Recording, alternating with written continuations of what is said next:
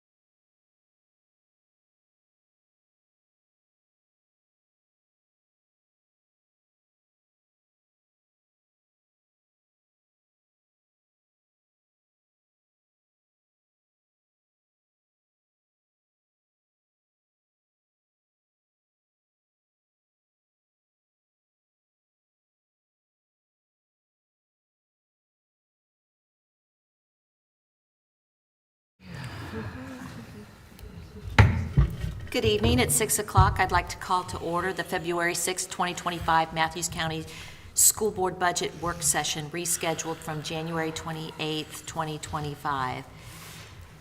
We'll move right into item number 2. Dr. Daniel, updates and review of the draft budget.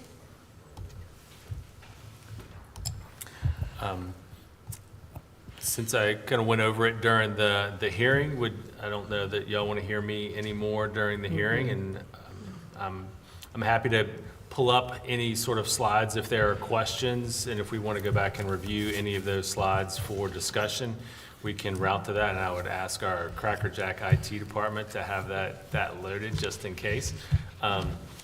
But otherwise, I'm happy to begin fielding questions or conversation points or suggestions or thoughts from the board. I do think it may be beneficial for you to briefly go over the review of draft budget again, since we may have a new audience attending now at 6, right, either virtually or in the audience. Okay, no problem. Will do. Thank you.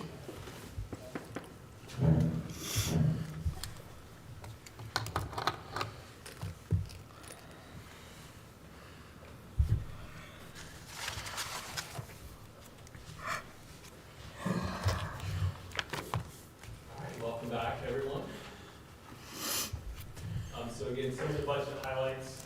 This year, the FY26 proposed budget is based on a student enrollment of 725 students. As a comparison right now, this year's FY25 budget is based off of 760 students. We came up with 725 based on looking at the projections that the General Assembly bases for us. So in their calculation tool, they have an estimated number that they kind of project. We can adjust that number in that calculation tool, but their projection is around 728 for us. But what the other piece that we do is we look at historical data and look at our current enrollment per grade level and look at the number of students. And we are seeing, a pretty steady decline in class size. And when I say class size, I mean kind of overall grade level size from our seniors down to our kindergarten. So our senior class is about, I think it's 65, 68 students. And our kindergarten class is about 44 or 45 students right now. So we're anticipating that senior class graduating and probably having roughly a 45 students kindergarten class going into next year. So that's part of our calculation for why we decided to land on 725 students. The budget then also includes a 4% plus a step to the salary scale. So again, each year, each step on our scale is 1%. So each employee would get that step based on a year's experience, and then the entire scale would then increase 4%. So each step, each cell increases by 4%, and then each employee moves 1 year of experience on that salary scale. This is also calls for absorbing the anticipated health insurance increases. Again, we don't know the actual health insurance increase costs. We've budgeted 8% for an increase, but we don't know the actual increase yet. We are hoping to have those numbers in within the next 2 weeks. Our estimate may be low. So we just rumors and kind of conversations from other divisions, and what are you hearing? Well, this is what I'm hearing. Well, who's hearing what? It's like it could be a double-digit increase for our school division. So, but we don't know.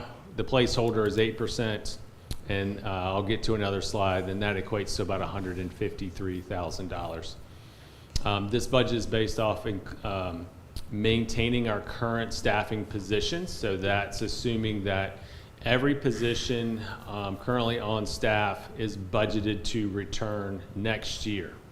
And then that 4% plus a step is based on all of those existing positions returning and receiving that raise.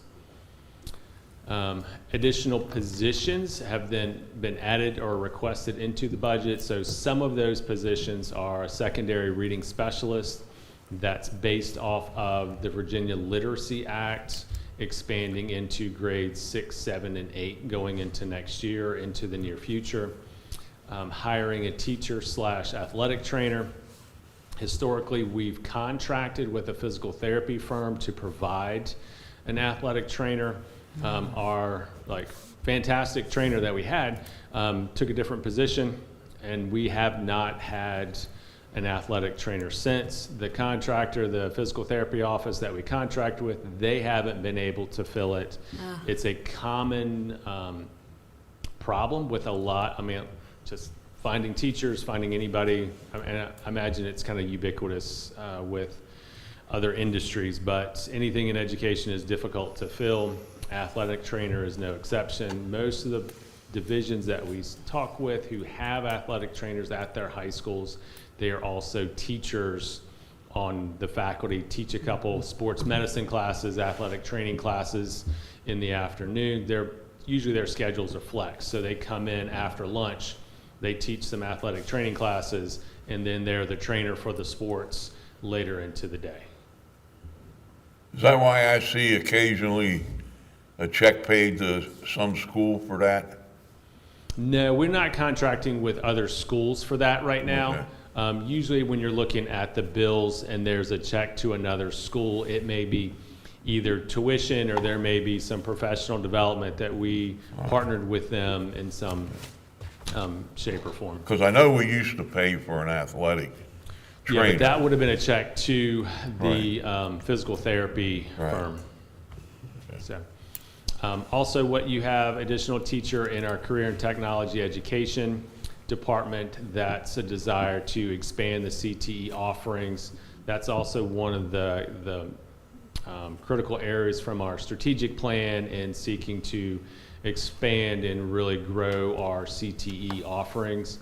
So this is a reflection of that strategic plan and the guidance on that strategic plan. Really, so is the secondary reading specialist, as we're working and looking at literacy. So having the staff members to work on literacy with our students, not just in the primary grades, but also in our middle grades as well. Mr. Dobson. Do you think you're gonna actually get a hire on that? For the secondary reading specialist or the CTE No, the teacher? CTE. I think we'll post it as a CTE teacher. So we'll see what applications come in, do their licenses and skill sets then fit what we need or could offer in the high school or at the middle school. I know the high school would really like to have a business education teacher.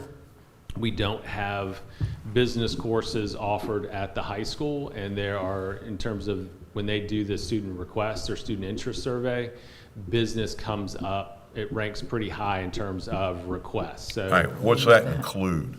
So a business teacher, if you have a business education license, typically you're able to teach economics and personal finance, accounting, business management, entrepreneurism. It's a pretty wide, in some cases you can do some marketing. It kind of depends on what that license looks like and the course code that's used. You can also do a lot of like Microsoft Office types of software and get Microsoft Office systems certifications in Excel, some of the PowerPoint. So there's a computer literacy aspect that can come with a business license, but then you can also roll into those more traditional business classes, like I said, accounting, business management, entrepreneurism, things along those lines. Yes, ma'am. So some of those are also dual enrollment. But did I hear you say they already, when the students at the high school select courses, that's in the course selection? Some of those old the business classes they used to have, they no longer have because It is there's no my teacher. understanding Okay. those options still remain in the survey Okay. as a way to help guide our recruiting efforts. Right. Good.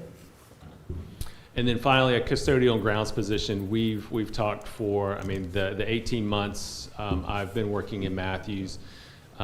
solving the grounds solutions and how to make sure that our grounds, the upkeep, the grass cutting, the flower beds, and a lot of the process that comes with the grounds, that's been a shared responsibility from multiple entities within our school division. So having dedicating funds to a person who can do the grounds in the summertime and kind of, when the grounds are needed, but then in kind of those slower months, then that position in theory could come in and help support custodial efforts, some low-level kinds of maintenance efforts, and kind of work alongside the county once we do the maintenance merger.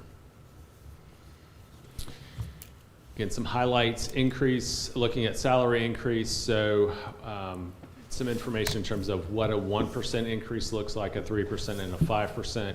So across the division, a 1% equates to approximate in salary and benefits. So we have to calculate, while health insurance costs are going to be stable, each percentage is going to increase our responsibility for VRS contributions and Social Security contributions. So 1% equates to just under $130,000. 3% comes out to about $337,000. 5% comes out to $566,000. Some highlights regarding the consolidation of the maintenance departments. What would kind of go over to the county or stay with the county would be line items from our utilities costs, Dominion Power, HRSD, propane costs, fuel oil costs, materials and supplies, our contracts in terms of our maintenance contracts with outside vendors. Those would move over to the county or stay with the county. Based on the current MOU drafts that neither board has signed, I mean, we're still kind of tweaking and looking at aspects of the MOU, but based on that agreement, the school division still maintains custodial responsibilities, our telephone costs, some of our leases and other rentals, custodial supplies, repair of our cafeteria equipment, other purchase services that we're gonna need, insurance, any sort of grounds costs, because we also have within our grounds category area contracted out for, we need to buy mulch, we need to buy fertilizer, we need somebody to come in and work on the football field turf or the outfields that requires seeding and things along those lines, and we just don't have those positions within the school division. And also we have to maintain the cost for our automobiles and our buses, and so a lot of those transportation fuel costs were all lumped into the same category area as our fuel oil costs because we get those from the same vendor. So all of those bills have historically kind of been in the same line item. So when those get pulled apart, it looks like, well, we're not giving all the money over. What we're doing is we still have to put gas in our cars and diesel in our buses. So. And Dr. Yes, ma'am. Daniel, those things are going to be the fuel and utilities and so forth, Dominion Power. I know you said fire alarms or fire and alarm systems and so forth weren't going over to Board of Supervisors, but these are, correct? So on this particular slide where it says budget highlights, so what it excludes from going to the county, exclude means is going to stay with us. Right. Is custodial costs. Yeah. So the gas and diesel would stay with us. I'm with you. Okay. In that situation where it says purchase services or leases and rentals, part of that purchase services, we have to still have a maintenance contract for our fire systems, for our security systems. Right. That is not at this time intended to go over to the county side. Thank you. Excuse me, Dr. Daniel. Yes, ma'am. At this time, I think what we need to do, members, is to allow Dr. Daniel to give a brief review and then hold our questions. Thank you. And, because I think we all are wanting to interject, but let's hold them until he's finished. But if that's all right That's with fine you, with Dr. me. Daniel? Okay, However we want to do it. great. Again, full list of additions and changes. So based on some questions that we had at Tuesday's meeting, really trying to nail down and pinpoint what line items were increasing, what was decreasing, what based on our the audit where it was suggested we move some accounts around. This is a complete list and the associated costs with the additions to the proposed budget FY26 over FY25. I'll not go line by line, but it kind of lays out what those costs are anticipated to be. And the one thing I mentioned earlier tonight, but haven't yet, an additional teacher assistant position is also included in this budget. Changes, those are some of the line items that would then stay with the county with regards to the maintenance merger.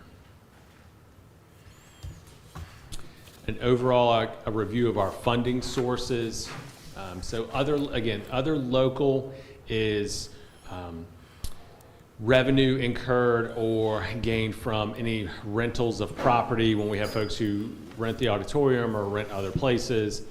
Sale of properties, sale like used cars, anything that we put out for bid or any sort of ancillary unanticipated income goes into that other local funding. State funding, as you see, continues to decline, so we are anticipating a loss of about $172,000 in state funding next year. Most of that is tied to student enrollment. Federal funding we're anticipating to be stable. The local operating, so the additional local ask from last year or this current year into next year, the ask is about $290,000, $291,000 in additional money.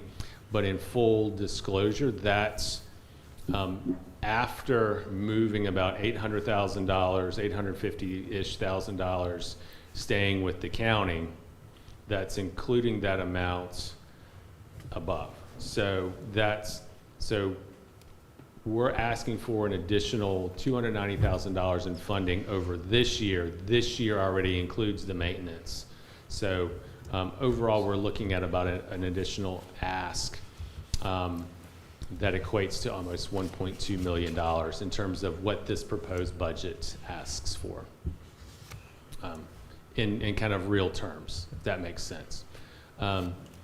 Looking at thrifty spot, school food, textbook, MCF is the Matthews Community Foundation. There's an established grant that is set up to provide $20,000 annually, so we're reflecting that.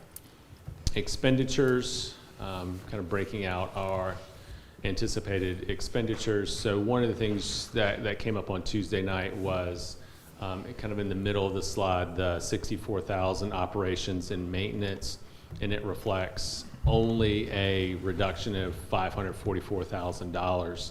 But that's after what we maintain that has to stay with the school division and salary increases and other increases in costs. Adding that grounds position would come under that category area. So that helps to explain why we're handing over $848,000 roughly, but the delta in that line item is less than that amount. It's because of increases to the remaining category areas, line items within that budget.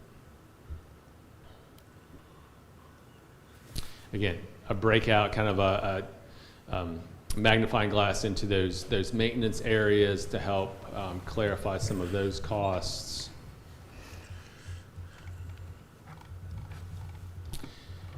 And then these again are the fine tooth, fine print or whatever on some of those line items within the maintenance budgets. Again, going over the local composite index, there's the formula for how the state determines the local composite index. It takes into account our local true values of homes against the state true value. It looks at local adjusted gross income, taxable retail sales, and local. And so it works into Matthews's home values, adjusted gross income, sales tax as a portion of the state, and then that's factored against our student population and actual student enrollment. So it's a real quick way to go over a somewhat complicated algorithm to come up with a school funding formula. Historical perspective on the local composite index over the last several biennia. So we've gone from 0.5060 to 0.5904, which is a pretty dramatic increase in our local composite index. And again, the higher the index value, the less money per student a division receives from the state. So in some ways, in terms of state funding, you want a lower composite index. And I had mentioned earlier that comparing Matthews to a relatively close school division, the difference the local composite index makes in looking at some projected numbers from the General Assembly projected budgets equates to about $2 million in difference, potentially. I mean, that's not a hard number. Those aren't actual numbers, but that's a projected based on some of the budget drafts and the impact the local composite index can have on that. Looking again, some class size ratios. In summary, our class sizes range from about 15 students to a high of about 20 students. And that's not the student-teacher ratio. It's actual, like, the average number of students in a class. Student-teacher ratio looks at all the students in a building and all the licensed adults in that building. So it may include counselors, I don't think it does include counselors, but it will include your resource teachers or teachers who may be on planning at that time. What this is looking at is when class is in session, the number of students who are seated in desks when instruction is taking place, regardless of that content. Overview of homeschool numbers and religious exemption numbers. Quick overview of the staffing positions from the 2023-24 school year to this current school year. This is a snapshot from October of each of those school years. And at that October snapshot, we were about 22 positions smaller this year than we were last year in full-time and part-time positions. So we are working to adjust our staffing to our declining enrollment. One of the questions that came up Tuesday night was about what percentage of our overall budget is related to staff to people. So I went back and did a calculation. So approximately, I think I said Tuesday night it was about 67 or 68%. It's actually about 70% of our overall budget is people. Salary, benefits, stipends, supplements, et cetera. So 70% of our budget is people. So it's about $12.8 million of that $17.7 million budget is people. Salary comparison in 2023, looking at the numbers in red, that was the gap Matthews employees experienced to some of our neighboring school divisions. With a ton of work from the Board of Supervisors last year, that gap was closed, made great inroads in closing that gap going into this school year. Conversation within the region, most superintendents that have offered up a number have said they're looking at 3%. Based on my experience last year, a lot of them said one number and really worked to try to get a higher number. So it's like I've said before, it's a little bit of game of poker about what they're actually trying to do, because it is super competitive to attract teachers to your division. So you're trying to offer the best salary and compensation and benefits that you can provide to incentivize not just new teachers, but experienced teachers who may want to change the scenery to come work in your school division. So Okay, I'll leave the slides up, but that is the last slide of the presentation. Great, thank you, Dr. Thank you. Daniel. All right. Members' questions. Oh, I got a couple. Mr. Dobson, start us off.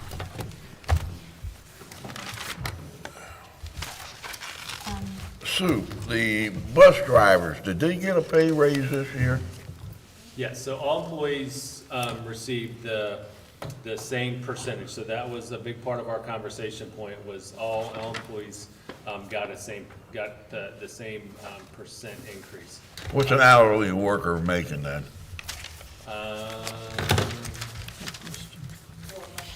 Yeah. $13.50 is the minimum for bus drivers an hour. Okay. We also made some adjustments to the substitute bus driver rates. I think we used to pay by the run, and we went to paying by the hour, because as we've consolidated our bus route, the number of bus routes, those routes length of time have increased. Yeah, because you really changed the way on your bus drivers on the under transportation. You moved people from one pot to another from the way it looks.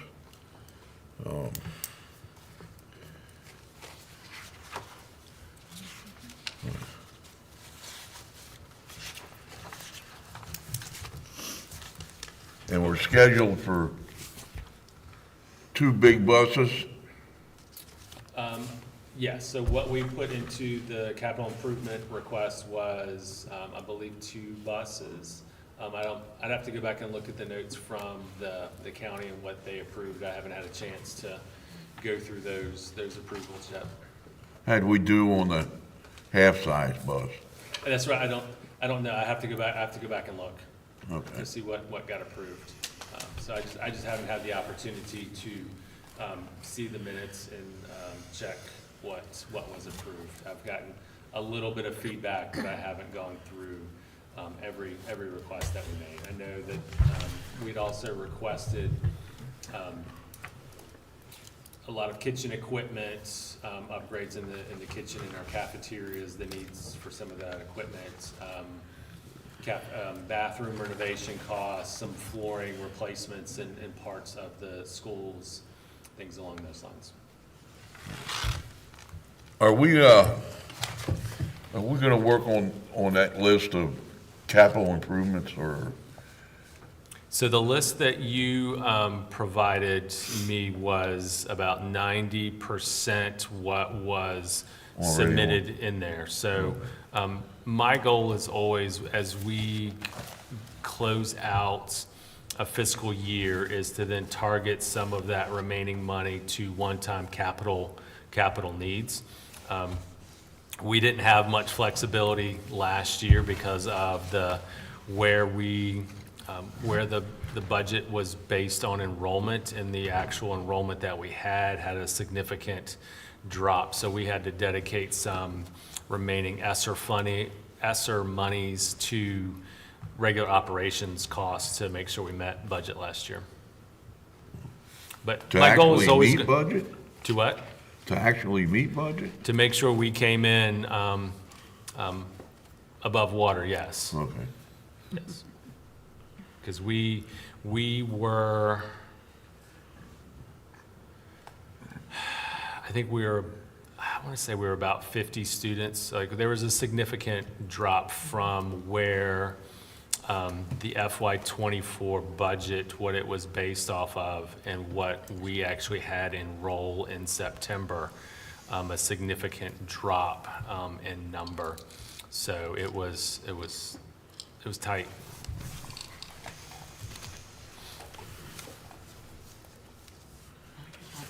Mrs. Hodges? The secondary reading specialist, exactly what is their focus? First of all, is it going to be the high school, you say secondary, that's what I think. And what's their focus going to be? Because when I hear reading specialist, usually when you get at the upper grades, it's, you don't see a specialist in reading at that level. I would not think. I would think it'd be the elementary and the middle school grades is where you would focus. So help me understand that position and the purpose of that and what the Sure. focus it will be. So what we're looking at in terms of why it's couched as a secondary position is to have the flexibility to work with potentially 8th grade students at the high school or older students at the high school who are still struggling in reading. This position would, like, for example, one of the aspects of the Virginia Literacy Act in K through 5 is developing reading plans and helping work. You can have a reading specialist and you can have a literacy coach.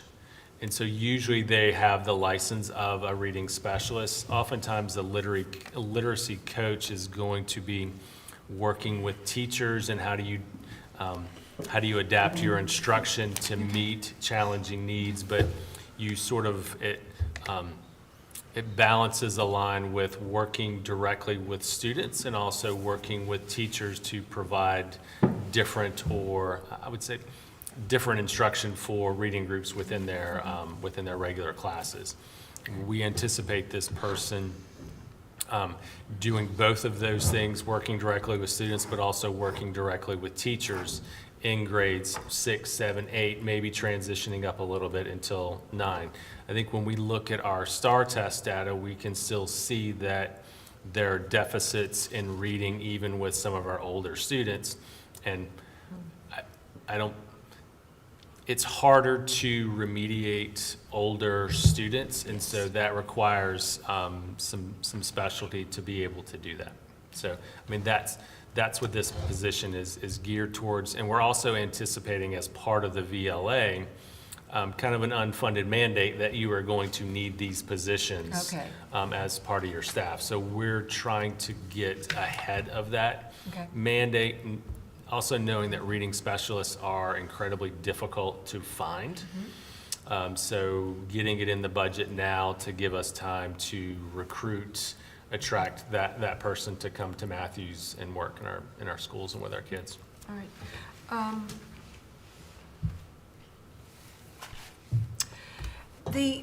I'm trying to reconcile in my head your presentation and the changes. Let me get that slide up. Was it the ones where you go school by school and how many additional or less positions you'll need filled? Okay. So if we go to that, which Faculty I'm and staff not finding overview. right now. I have it up on. Oh, do you? Okay. Is that the one? Okay, so is the division, the increase in division, is that the maintenance person for the lawn? Well, let me just ask you, where is that division, where is that position? That one increase in division? Yes. I'm trying to remember exactly what that was from creating this slide in October. It was in a position that was added afterwards. Ms. Hunley, do you remember what that was? I don't. That's okay, that's okay. I know I'm If I putting you on the remember by spot. the end of the meeting, Okay. I'll let you know. Okay, so, and It's we're. not it's not a position in the school board office, it's somebody I who is. I want to make sure is everybody's aware multi- that yeah, it's a not, we're adding multi- to the school board office No, budget. it was a multi-school kind of position that is a position that isn't necessarily assigned to like one spot. And the secondary reading specialist will be supervised by, Probably Ms. Hunley, or if we have another structure who is overseeing kind of the VLA. But Okay. that would, we would have to look at, depending on how they would have a dedicated person. If the bulk of the day would either be working, if it's more of a literacy coach position, it may be directly supervised from the school board office. If they're working more directly with kids, it may be like, it may fall under the Thomas Hunter principalship. so as we go through these positions, 5 less transportation. So I understand we're trying to reduce that and reduce the number of routes we have.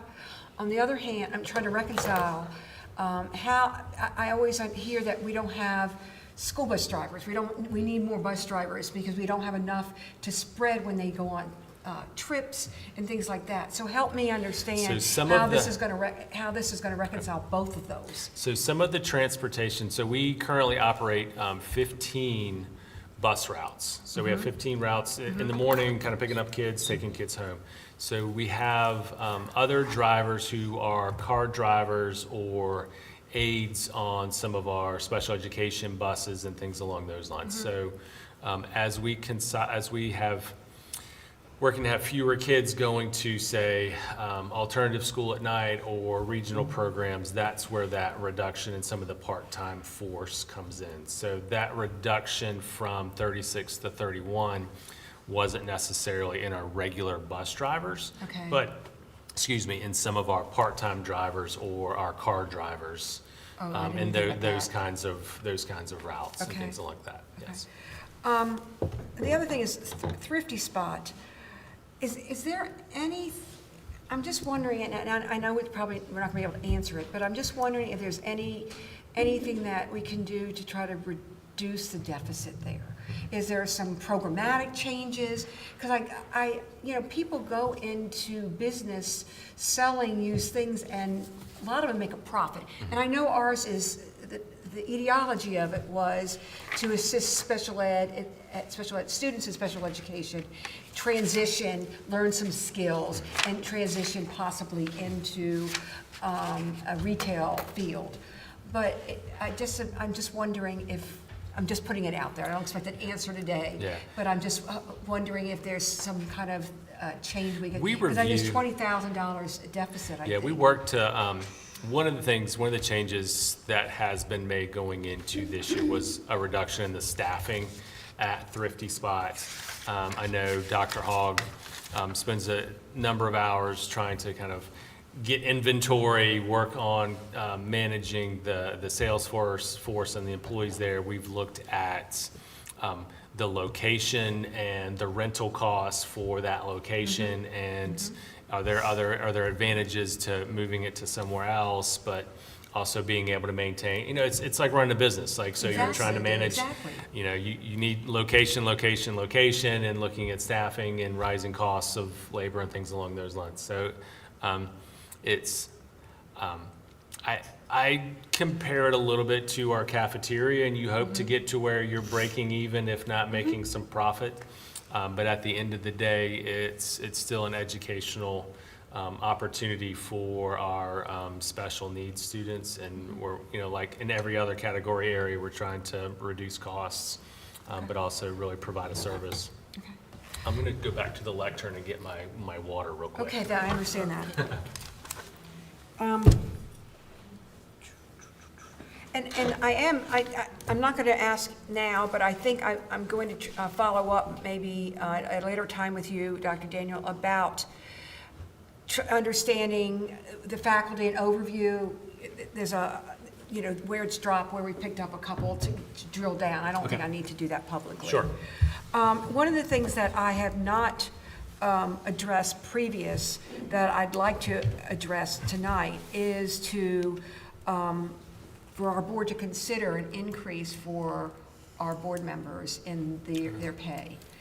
Not a significant amount, but for anybody thinking about running for office, and I know Mr. Priest brought this up, certainly the time that board members are spending now per month is equal to probably a part-time job.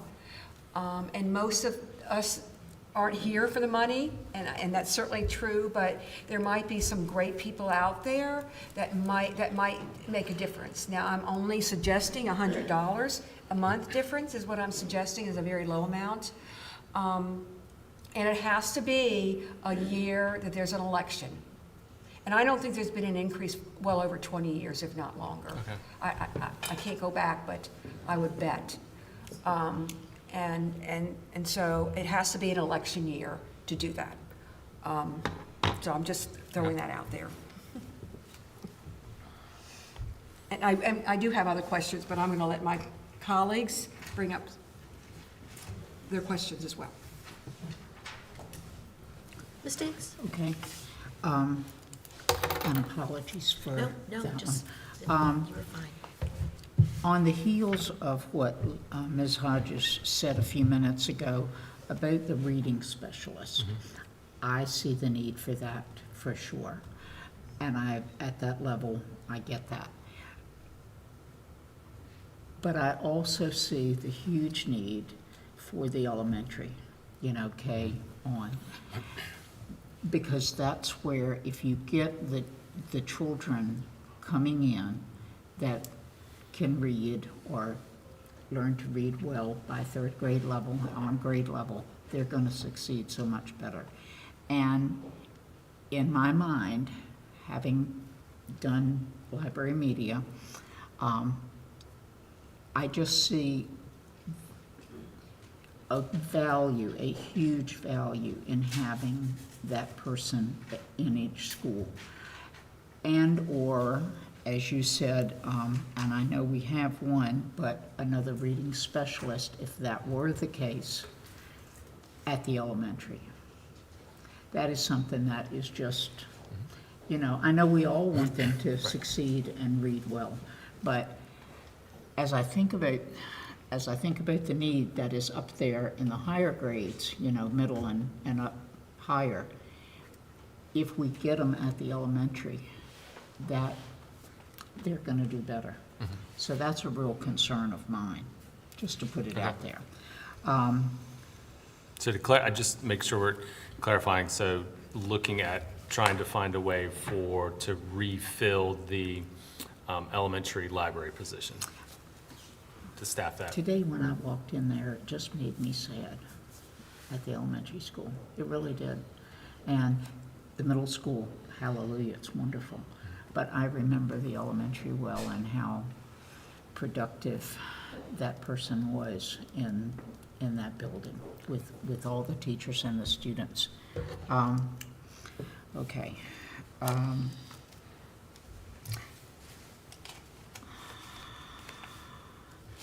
Did I understand you right, that on the funding for teachers, that we're going to look to have a step increase or maybe a spec more built into our budget? Is that the hope now? So one of the things that we talked about, or I mentioned on Tuesday, was a strategy to help close the gap. Our conversation Tuesday was looking at the current salary comparison for this school year. There's still a significant gap. Say, for example, with Gloucester, we're on par with them at 0 years of experience. However, when we get to year 30, there is a 13% delta or difference in what we are paying teachers and what Gloucester is currently paying.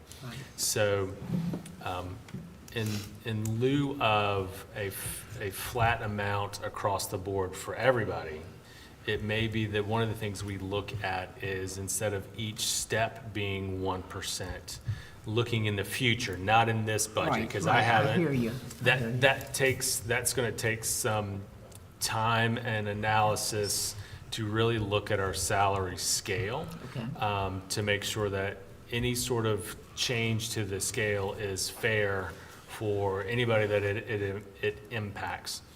But in short, looking at instead every year being a 1%, perhaps every year being a 1.25 or a 1.3 or something along those lines, that helps close that gap year after year. And it helps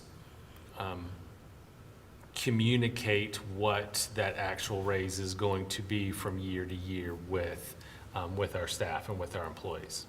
Right, So, right. but I earnestly believe that that's an appropriate step to take for us, along with looking at how we compensate a couple staff members who kind of straddle different scale options. Like, we have multiple scales, and then we Right. differentiate some of the job responsibilities within those scales. Usually that differentiation is based on a stipend of some sort, and I think like these raises are tied to the scales and not necessarily to those stipends. Right. So what I would rather do is include the stipends into the scale, into the salary, then that 1.5 is automatically built in year after year. And when I think it helps clarify what we are communicating what those raises are going to end up being, if that makes sense. Yes, sir. Thank you. I don't know if anybody here, you would have been here, and Bobby probably, and you ladies, but Thrifty Spot, if I'm not mistaken, they were in the black 40,000 the first couple of years. I thought so too. Weren't they? I thought that, but I didn't say anything. I thought initially that they were in profit. I'll have to go back and look. My Okay. impression is not that. And Oh, so really? we, Okay. I think last spring, we kind of went back and looked at a couple years worth of kind of monthly costs and things along those lines. And my memory is that it was sort of up and down, black and red over the, I want to say it's, remember 7 years? Have we been 5 years, 7 years? I don't know. The lady who, Oh, has it been And when 15? the original developer of the program was there, I agree with your comments. I remember it being very lucrative. Yes. yeah, And maybe the increase, maybe there's been an increase We didn't go in back rent. that, I know don't the bills that I looked at did not go back 15 years. Now, so it may was be in- Go up. it was the in last a 7. different location too, a Exactly. couple of different This was locations. in its third, I think. Yeah. Yes, yeah. yes. And just one Much other smaller thing. estimate. I'm a little confused, I'm not clear on the Meals on Wheels budget. And that's on me, but it's broken down who pays for what by their income. Is that correct? Recipients. I'll be honest, I don't spend a ton of time on the Okay. Meals on Wheels. We carry the staffing of that. Right. And I know there's some blending of the ordering of food. But in terms of the revenue side of Meals on Wheels, I don't have a whole lot of insight to share on that. Okay, I 'cause when apologize, I don't know that well enough. No, I don't either. When I looked at the 70,000 there, I worked with a lady who got Meals on Wheels, and she paid for hers, you know, and so I was just wondering. My basic understanding is a lot of that is handled through the Bay Agency on Aging, and so I think that Okay. is the application and funding and revenue stuff comes through Bay, and then they kind of, I guess, reimburse or pay the county, and we are the fiscal agent but I think we just manage the books on it in terms of who qualifies for what. That's handled, I believe, through Bay Okay. Aid. And one last thing, the last one. No, sure. The local composite index, I know when we had the legislators here, they took note of that, definitely. And when you look at our unnamed neighbors that are doing better than we are to the tune of considerable money, is there, in your opinion, is there any, not timeline, but do things look like they might change in the near future to benefit Matthews County? In the near future, I don't think there's much significant benefit on the horizon. The best hope is sort of one-time General Assembly increases for SOQ positions or SOQ funding. That is currently the best hope to increase our state revenue.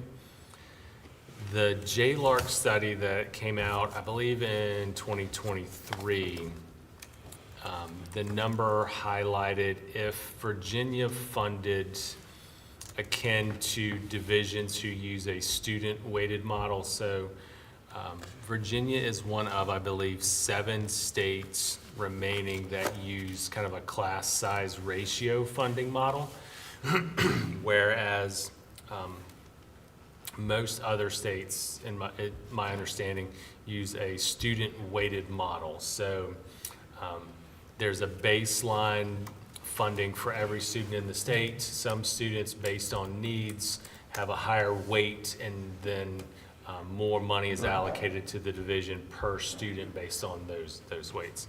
The estimated increase in state funded needed to meet that type of funding model in Virginia, I believe, was somewhere around $7 billion.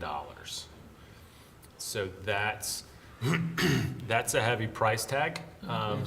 So my impression was that the General Assembly was going to try to begin tackling that challenge for the next biennium. So I think this is year one of this biennium. So they are looking at beginning that challenge, beginning to tackle that in, I guess, 27. Might see it in my lifetime. Oh, I don't think so. It's just, it's a significant Yeah. investment needed. But it puts us at such a huge disadvantage. I agree. Gosh, thank you. Yes, ma'am. Mr. Morgan? Just a couple of quick questions. One of these items, I believe we discussed briefly at our joint work session on Tuesday, but on our printed copy, page 1, the line item, I believe, is 3,000 for purchased services, and this is under classroom instruction. The current budget, or the previous year's budget, was for $111,614. The proposed budget raises it to $170,614 for practically a 53% increase. Like I said, I think this was discussed briefly, but could you clarify exactly what is going to be included in that increase? So Ms. Lau and I went back to do some research. So part of that is we contract out for speech services. So we have one staff member who is a speech pathologist, but because of the number and caseload, we contract for additional speech services. So part of that increase is for speech services. The other part of that is based on increases and needs within athletics. And I'm is that part of that is athletic trainer, or what is, I'm trying to get clear. Is that officials? Officials is a big part. Okay. Officials and the athletic trainer that we've been paying. Had been paying. So the cost of officials, so everything in education is scarcity. So it's extremely difficult to schedule officials for any kind of games. And so the rates for hiring and contracting those officials have increased dramatically over the last 3 years, because very few people are willing to go officiate a high school match and be berated by fans and sometimes coaches. So the scarcity of that has driven the costs up. So that's contracting. Additional costs are our contract for speech language pathology services and our various officials associations. So when you're going through when you're doing the books each month, you'll see kind of Central Virginia Volleyball officials, or the Richmond Umpires Association, or such and such football officials. Those are our referee costs, and so those can range from $5,000 to $7,000 per season just for costs for officials. And you can't have a game without officials. Nope. Right. So Okay. Wow. Yeah, okay, yeah, understand. it's expensive. Yeah. One more quick thing Yes, sir. on the same page, travel and conferences. we're bumping from $6,000 to $10,500, which is not a huge increase, except that percentage-wise, it's 75%. I am assuming travel and conferences, would that include PD conferences, or is this another category? No, that's going to be, okay, so part of that is, as Ms. Lau was saying, and probably not able to hear at home or on, one of the things that we're doing is providing each school a line item for, that way they can either bring in professional development to come in. So conferences could be professional development coming in, but it's also, a principal can then allow and make kind of school-based decisions on approving conferences for any of their staff members. So that increase is reflected in each school receiving a portion of that. The other thing that we need to do is nail down exactly our reimbursement, our travel reimbursement procedures and things along those lines. So we're under what the federal rate is. Okay, thank you. Yes, sir. Well, I have a couple questions, and I'll jump in on the conference expenditures. When you were talking about them, and this is going to be an unpopular view, but I question if we are allowing enough for professional development conference opportunities for our teachers and leaders. I think one of the senses I have is that our teachers don't receive as much professional development as maybe they need. I may be wrong about this, but in working with other divisions, other districts, and being at many, many conferences, Matthews doesn't seem to be participating in them. So I'm wondering, there doesn't need to be any answer, but I just want to make sure that the professional development that our teachers need to be able to execute the job we're asking them to do, especially in the academic areas that we are also focused on right now, that they are able to, that they know about them, that they're able to participate in a reasonable manner if they need to. Maybe new teachers who haven't had a lot of professional development, just to make sure. And so I wanted to make sure that our teachers have that access. And perhaps it's deemed adequate by our leaders and the teachers themselves, but I just wanted to question that. You have a comment? Yeah, yes. At one time, RCC, and I'm gonna use this word, I'm not sure it's correct, like a consortium, that they would have continuing education for common areas all throughout the summer. Do they still do that? Yes. And, Yep, and we still participate in that? We do. And so we Okay. pay, there's a buy-in fee Okay. for communities to be able to, for our teachers to access all of those professional development Okay. sessions during the summer. And so we push it out. Ms. Hunley does a great job of pushing it out, making sure that all of our teachers are aware what their password is to log in, to sign into the, to the RCC website to register for those courses. I feel like one of the things that we've done pretty well over the years is bringing professional development in and having ongoing training coming into the building. I think I agree with you in that we don't have a lot of teachers going outside of the division for professional development and conferences. I don't know, I'd have to go back and look or do some surveying if that's because they're worried about being able to find a sub, they're worried about whether or not, have they been told in years past there's not money for it, so don't bother asking.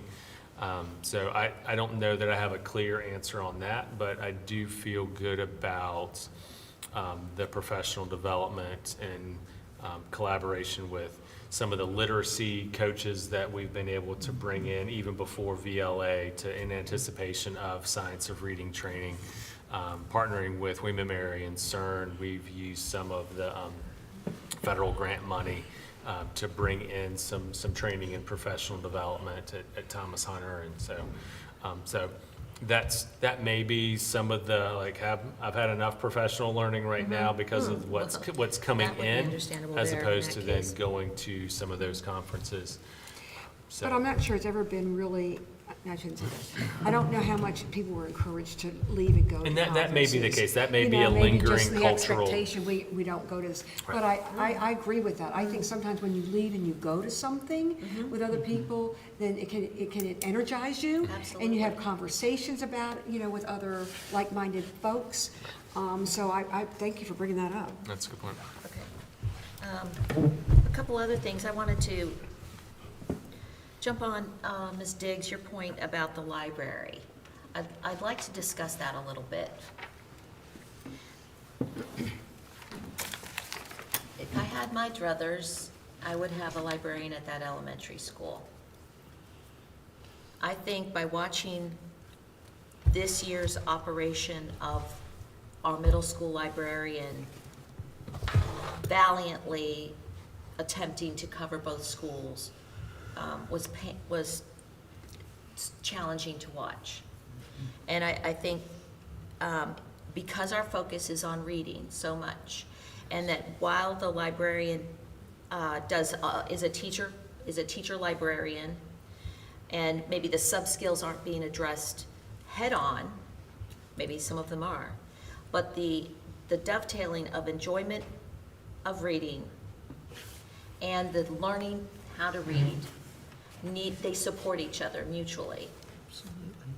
So I wanted to talk about that because I know, Dr. Daniel, you have some thoughts about a vision for the library situation, given all of our very complicated variables, and which I understand. But I'd love to improve the situation that we had this year, and in some way. And I realize that I may not get everything that I want, but I think we have to try to be creative in a way, and I think you are and you can be, to solve this problem, to improve the situation with the libraries. Sure. Some background information. So on this campus, we serve about 450 students. So when going in, and I don't have that number in front of me, but I believe the SOQ funding for school librarians, I think it's one for every, I want to say it's 600 students.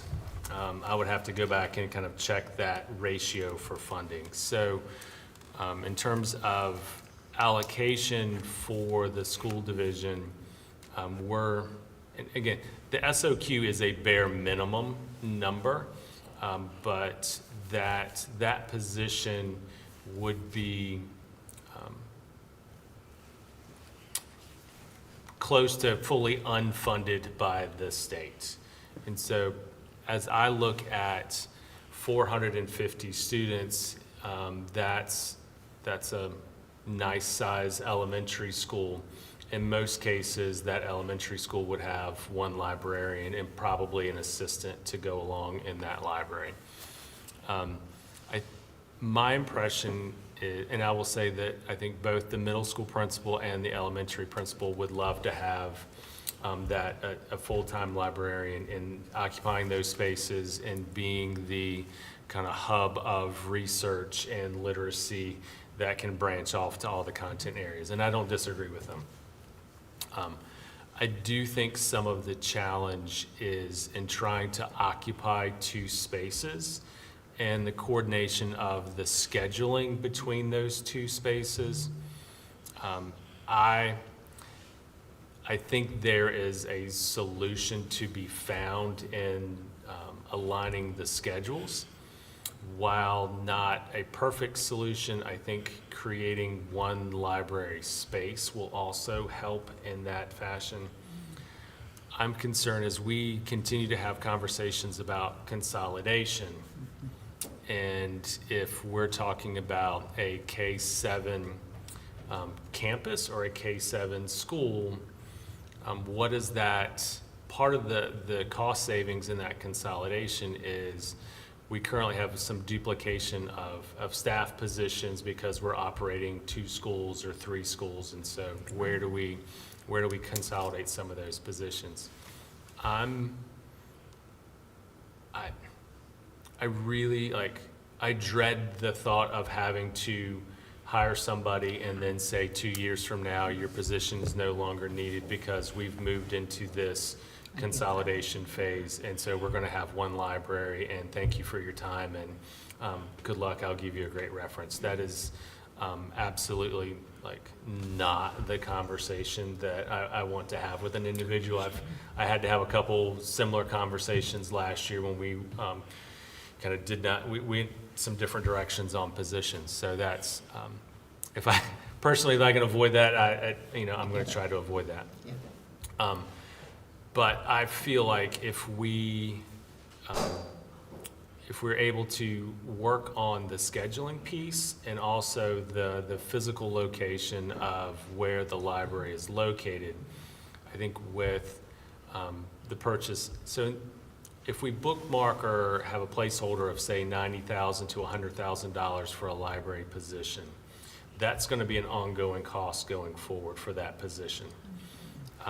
I think we can look at purchasing additional furniture and then, or bookshelves, and using 1 library space and equipping that 1 library space to serve a pre-K 7 audience. And that would then be a one-time expenditure. The budget already includes a TA position that is earmarked for the library. So if that's, in the current model, the full-time licensed librarian and the TA kind of going back and forth or kind of trading spaces, or if we're able to spend some money, allocate some money on bookcases and furniture that are appropriate to transition whether it's the existing middle school library or converting the existing elementary library into a more middle school kind of space. I think that one-time costs sets us up better for what we've talked about in the future. But having said that, I mean, if the board says this is direction we want you to go, I think we have to go back and look at what's on the list and what do we pull off of that list, or when we look at do I need to begin taking a closer look at what positions then don't we fill for next year. And so if we're not, do we swap out this position for next year, because do we want to, we maybe right now need to prioritize this position over prioritizing some other position, whether that's increasing of class sizes or some other position that we would have to take a look at. Can I clarify, the TA that you said that's designated for the library, is that the position, the additional position that you alluded to tonight? Mm-hmm.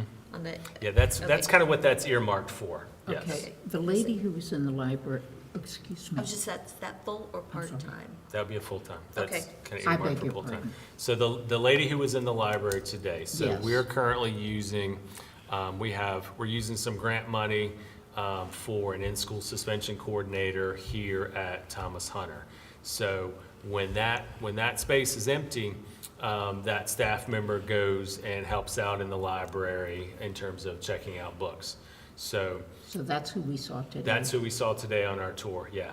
So if all of our kids at Thomas Hunter behave and we don't have to put them in school suspension, then we have more resources to help out in the library. So that's what was happening today. And that's been we've tried to piecemeal supporting the library with. We've looked at some volunteer opportunities. We've tried to look at other staff positions. We had somebody who was hired for the position, and then the length of time getting that person hired and onboarded, they found another position. So it's taken some time to try to get that filled appropriately. Okay, well, the topic is, I think we need to look at that at the work session. Would the winter work session to talk about that at more length? Do you have any comments? I Mrs. just, Hodges? you know, I think we all agree it has not worked this year. And so if we're not gonna hire a librarian, and I understand your reasons for that, but we can't have another year like this. That's, for me, that's not acceptable. And I know that things were beyond our control, but, you know, we don't want the present librarian to be burnt out because she's trying to do two things that are, two libraries that one person is impossible to do. So again, I'm willing to give it one more year try, but it needs to have better outcomes. And with all of the uncertainty that we have in the future, I mean, I totally get not employing a full-timer. It's what that person does that these children are missing that I'm so concerned Right. about. That's it. And the last thing I wanted to bring up, which isn't directly related at all to our budget, but it impacts our schools, and we've spoken about this, and I was hoping you could speak to the broader community about the SRO idea and where we're at with that, what we're thinking. It's not a line item that affects our budget, does affect the county budget, but perhaps you have a current status update on that. So we've not, I'll go back in time a little bit. So annually, there is a state grant for school resource officer support. That the school resource officers are not employees of school divisions, they are employees of the local law enforcement agency.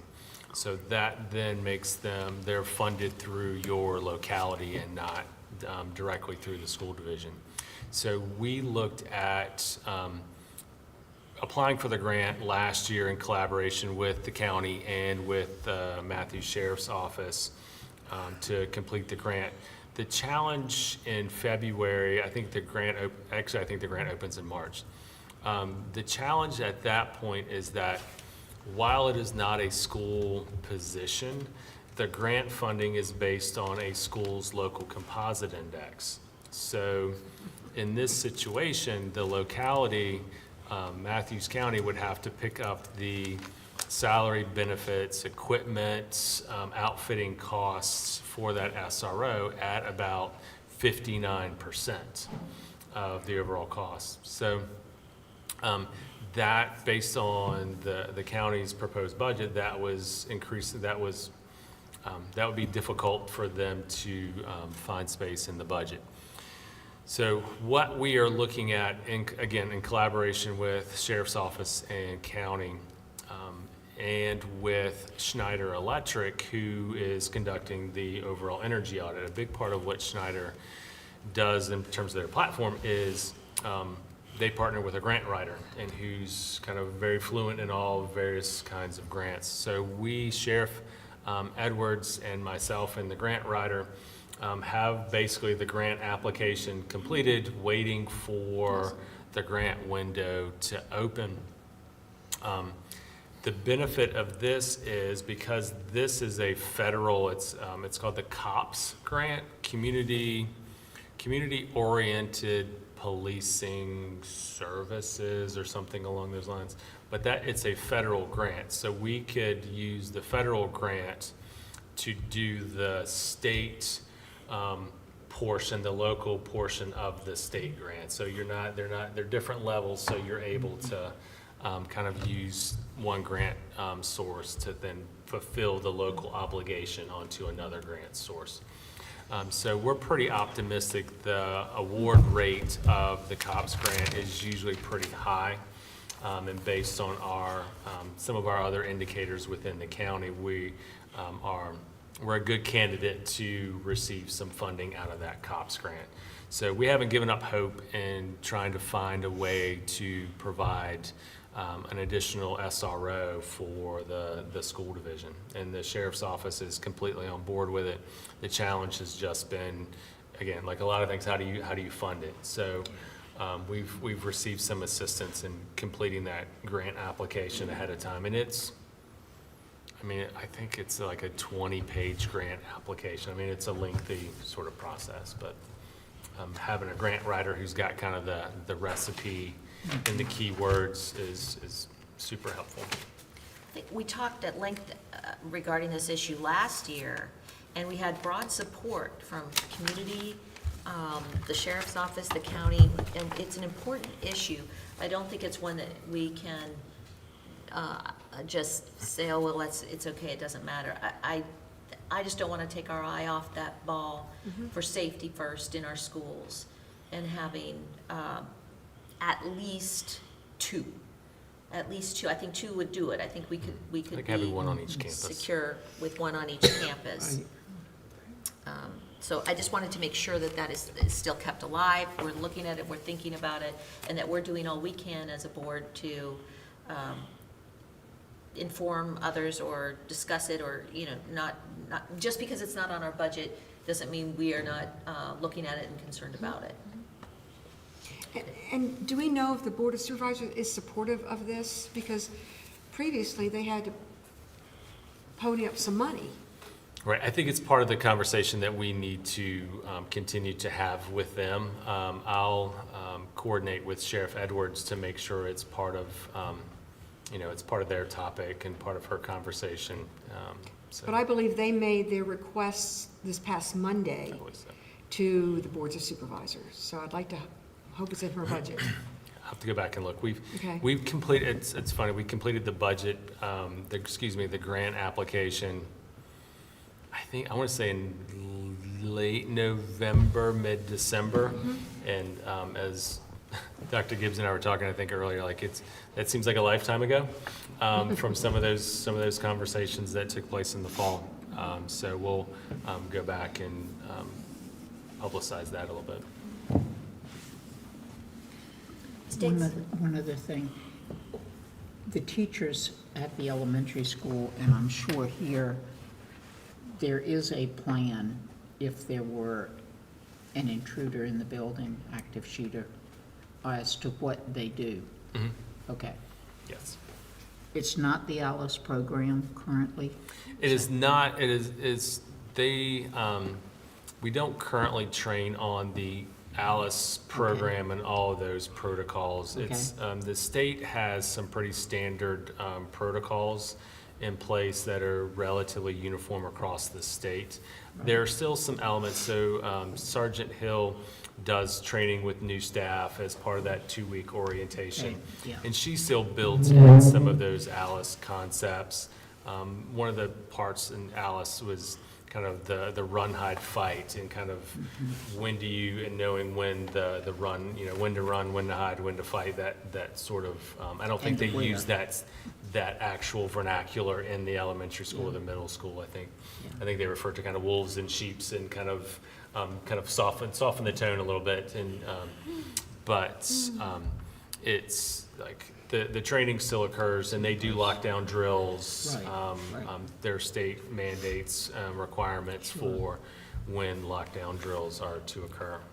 Thank you. You're welcome. Yes, Mrs. Hodges? When you talked earlier about the General Assembly and I wasn't sure if what you're referencing was the budget amendment that the senator had, or is this something totally different? I just want to make sure I understand in my head. Sure. So in terms of, I think to go back to the conversation point, it was hopes for increased funding for schools, whether it's scrapping the local composite index formula and going to a student-weighted model. So my reference point related to, oftentimes during these budget sessions, the General Assembly will say, we're going to allocate X number of % of dollars to SOQ positions, which then boost our overall state revenues. The other thing that has taken place that I wasn't referring to, but for kind of with the school board members and Ms. Hodges and Dr. Gibbs have worked with some of our state legislators to find funding streams or to provide some assistance for us in terms of asbestos abatement, but also looking at how do rural school divisions with declining enrollments meet the needs of students. So Senator McDougal's office has helped us with some legislation, has put in some legislation on ways to help school divisions who've had pretty significant declining enrollment over the last several years. So I haven't gotten an update lately as to kind of what, and those I think were amendments to existing spending bills as opposed to bills directly at SOQ funding, if that helps distinguish those points. Thank you for clarifying that. Members, are there any additional questions, comments? Thank you, Dr. Daniels. It's been very informative as we continue on the journey, the never-ending journey of the budget. If there are no other questions and no other comments at this time, this meeting is adjourned.